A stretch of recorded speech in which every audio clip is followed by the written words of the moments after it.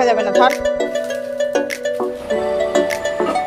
আজকে সকালবেলা ঘুম থেকে উঠেছি দেরি করে। এবার এত দেরি করে উঠেও কি করে যে সংসারের সমস্ত কাজকর্ম টাইমের মধ্যে করে ফেললাম, অ্যাকচুয়ালি একটু বেশিই তাড়াতাড়ি করে ফেলেছি, সেটাই আজকে ব্লগে তোমাদের শেয়ার করব। পুরো ব্লগটা দেখতে থেকেও আশা করি খুব ভালো লাগবে। তো hello everyone, welcome back to my channel. আমার নতুন আরও একটি ব্লগে তোমাদের সকলকে জানাই অনেক স্বাগত। তো এখানে দেখো আমি ব্রেকফাস্ট বানাচ্ছি, আমি আর বাবাই দুজনেই খাবো। দু রকম নুডলস বানাচ্ছি, একটা ম্যাগি ছিল, একটা ইপি নুডলস ছিল। দু রকম একসাথে মিক্স করে বানালে না দু রকমের, দুটো ম্যাগির দু রকম মশলা থাকে, সেই দুটো দিয়ে বানালে একটা অন্যরকম ফ্লেভার হয় খেতে। এমনি ম্যাগিটা একটু মানে হালকা পাতলা টাইপের থাকে, আর বাবাই আবার ভালোবাসে রিচ, যেটা ইপি নুডলসের ওই রিচ ম্যাগিটা ভালোবাসে। তো দুটো মিক্স করে করলাম, দারুণ হয়েছিল খেতে। একটু ভাজা ম্যাগি করেছি, অন্য সময় ওই নুডলস যেমন হয় স্যুপ টাইপের ওইভাবে আর খেতে ইচ্ছা করছিল না। আমার তো ওইভাবে ভালোই লাগে না। একদম মুখরোচক করে একটু পেঁয়াজ লঙ্কা তারপর একটু টমেটো সস দিয়েছিলাম, অল্পই দিয়েছি, সামান্য মিশিয়ে একদম ভেজেছি। আর ডিম দিয়েছিলাম, দুটো বড় বড় সাইজের ডিম দিয়ে একটু বেশি করে মানে ডিম দিয়ে আর কি ভেজেছি। ম্যাগিটা দারুণ হয়েছিল খেতে। তো সকালে ওটাই ব্রেকফাস্ট করে নিলাম, আর তারপর চলে আসলাম ঘরের কাজকর্ম করতে।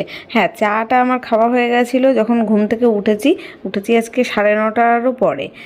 দেরি করে কেন বলছি, আজকে বাবাই সকালে উঠে পড়তে চলে গেছিলো। ওর বাবা 8টার সময় উঠে বেরিয়ে গেছে, একটা কাজে গেছে, বাজার করে দিয়ে চলে গেছে। এবার সেই ক্ষেত্রে আমার ঘুমটা একটু দেরি করেই ভেঙেছে, 9:30। তো ওই জন্য কেউ বাড়িতে ছিল না, তো ওই জন্য চুপচাপ একদম আরামসে ঘুমোচ্ছিলাম। পাশে আশেপাশে কেউ থাকলে তখন ঘুমটা হয় না ঠিকভাবে। তো এবার উঠেই ভাবছি যে আজকে ভেবেছি রান্না বান্নাটা তাড়াতাড়ি করব। মানে প্রচণ্ড পরিমাণে গরম, পচা গরম যাকে বলে না, সেরকম ভ্যাপসা গরম, একটু হাওয়া বাতাস নেই, গরমে একদম কাহিল অবস্থা।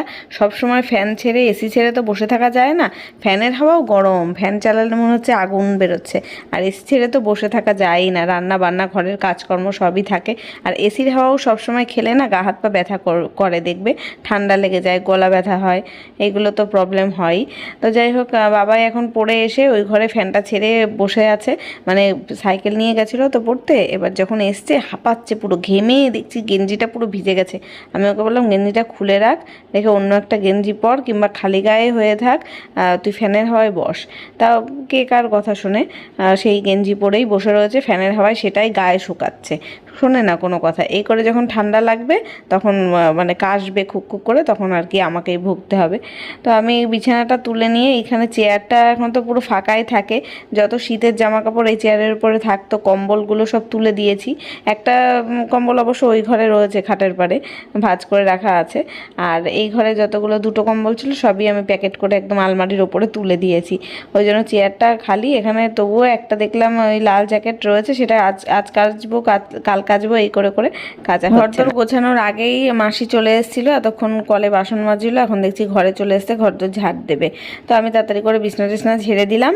আর মাসি যতক্ষণ ঘর ঝাড়া মোছা করছে ততক্ষণে ভাবলাম আমি রান্নার এইদিকে গোছাতে লাগি। রান্নাটা যে প্রথমে মানে সকালে অতটা ভাবিনি যে পুরোটাই করে ফেলবো, ভাবছিলাম কি এত গরম লাগছে, কেটে কুটে সব গুছিয়ে রাখি সবজিপাতি, স্নান করে নেবো, স্নান করে তাই রান্না করব।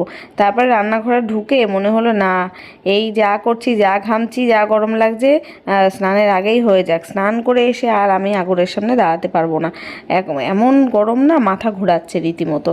আরও সকালবেলায় ভাজাভুজি একটু খেয়েছি, ম্যাগি ট্যাগি খেয়েছি। এবার চা খেয়ে নিয়েছিলাম, একদম ঘুম থেকে ওঠার পরেই চা খেয়ে নিয়েছি। তারপরে যে কাজকর্ম করে ম্যাগিটা বানাতে সময় লাগলো, রান্নাঘরের বাসন টাসন নামাচ্ছিলাম, এইসব করতে করতে তারপরেই তো দেখলে ব্রেকফাস্টও করে নিয়েছিলাম।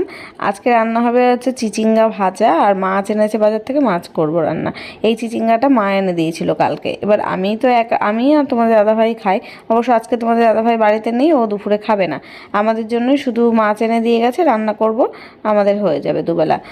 ভাবছিলাম মার বাড়িতে চলে যাব কি না, কিন্তু বাবায়ের সকালেও পড়া রয়েছে, বুধবারে বিকেলেও পড়া, ওই জন্য আর যেতে পারলাম না। আর কি বলতো, এই গরমে রোদের তাপে বাইরে বেরোনোও হচ্ছে দুষ্কর। একেবারে গেলে সকাল সকাল মানে রোদ ওঠার আগে যেতে হবে, তা না হলে সন্ধ্যের পরে।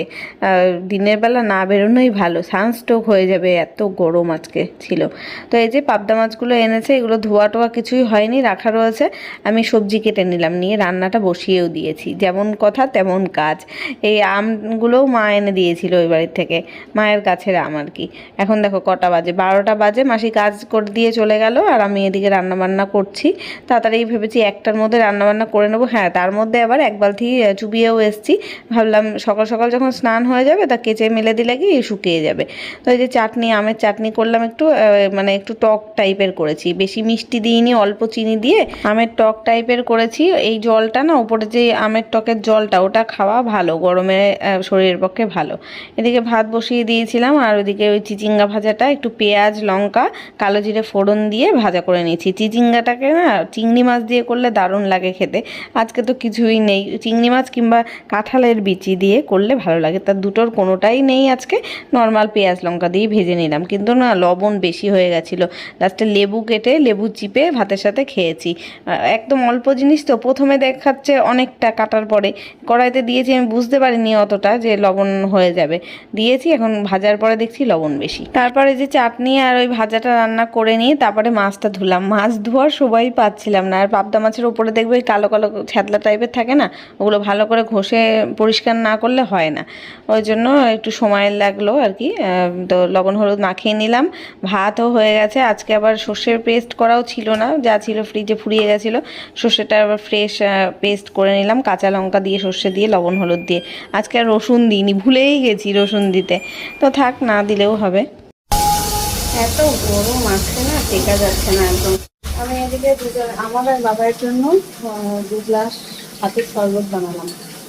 বাবাই বললো, আমি এই গরমে শুধু জল খেতে ইচ্ছে করছে না, কিন্তু এত চেষ্টা পাচ্ছে, ঘেমে না পুরো একদম গায়ের গ্লুকোজ সব বেরিয়ে যাচ্ছে, কষ্ট হচ্ছে প্রচন্ড। এদিকে আমার ভাত হয়ে গেছে, চাটনি আর ওই চিচিঙ্গা ভাজা কমপ্লিট, শুধু মাছের ঝোলটা করলে তবে। মাছ ভাজা করছি, দিকে মাছ ভেজে রাখাও আছে। মাছ সর্ষের পেস্ট করে রেখেছি, দেখেছি পেঁয়াজ লঙ্কা কাটা হয়েছে। হাতের শরবতটা খেয়ে সবাইকে দিয়ে আসি। 12:30 বেজে গেল, 12:40। রাখা যাবে না, ধর। আবার আজকেও কয়েকটা জামা কাপড় চুবিয়েছি, কাচবো। রান্নাটার জন্য তাড়াতাড়ি করে নিচ্ছি, এতে স্নান করবো, গরমে ভালো লাগছে না একদম।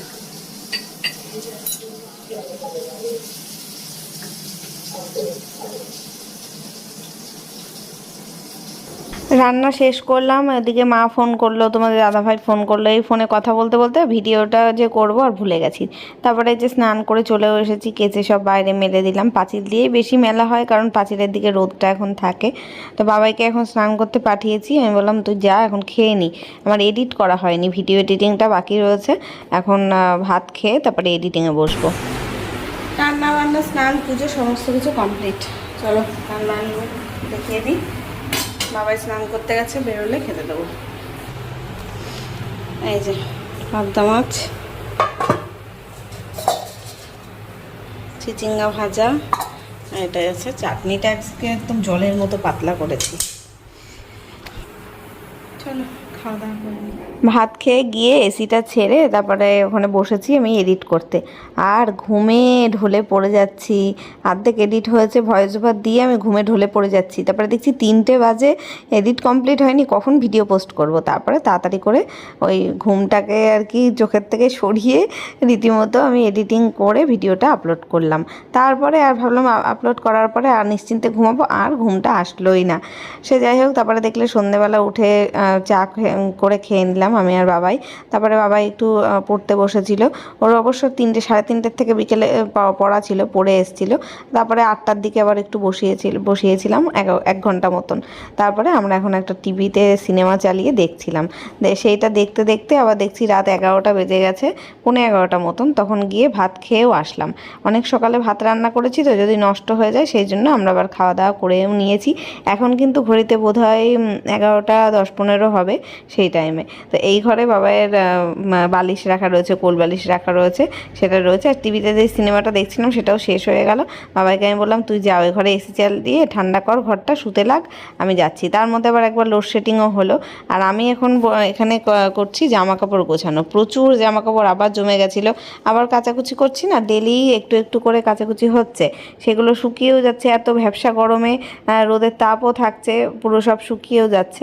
ওই জন্য সেগুলো আবার ভাঁজ করে করে তো তুলতে হবে, ওয়ার্ড্রপে তুলতে হবে, আলমারিতে তুলতে হবে, সেগুলোই এখন এই যে ভাঁজ করলাম। টিভিটাও বাবাইকে বললাম তুই অফ করে দিয়েই যা, গরমে আর টেকা যাচ্ছে না। এই ঘরে সত্যি প্রচণ্ড গরম, সন্ধ্যের থেকে তো দুপাশের জানলা খোলা রেখে তারপরে বসেছিলাম। মাকে ফোন করে বলেছিলাম আসতে, তা মা আবার বললো শরীরটা ভালো না, আসবো না, আজকে আসতে পারবো না। তারপরে আবার আমি ভেবেছিলাম কালকে সকালে মায়ের বাড়িতে চলে যাব, তারপর শুনলাম মায়েদের অসুখ পড়েছে, একটা দুঃসম্পর্কের আত্মীয় আর কি মারা গেছে, তাই আর যাব না কালকে। এইটুকুনি জামা কাপড় গোছাতে গিয়ে ঘেমেছি, দেখো আমি কেমন, মুখ লাল হয়ে গেছে ঘামে। চলো শুতে যাই। চলো ভিডিওটাও এখানে শেষ করছি, এই প্যান্টটা আলমারিতে রাখবো। ভিডিওটাও এখানে শেষ করছি, দেখা হবে কালকে নতুন ব্লগের সাথে। আজকের মতো টাটা, গুড নাইট।